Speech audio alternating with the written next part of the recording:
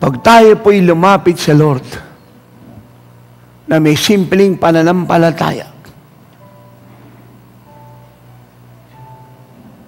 hindi niya po tayo bibiguin.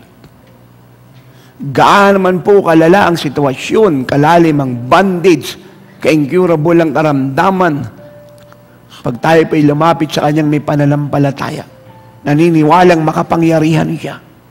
Mahal po niya tayo. Ayaw niya naghihirap tayo, may nararamdaman.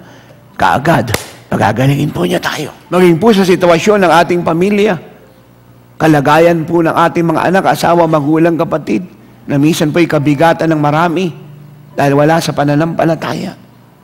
Pag tayo po'y lumapit sa Kanya na malinis ang puso, basag ang puso, puno ng awa sa kanila, may pananampalataya, purihin ng Panginoon yung pong tigas ng ulo nila at tigas ng puso, palalambutin ni Kristo.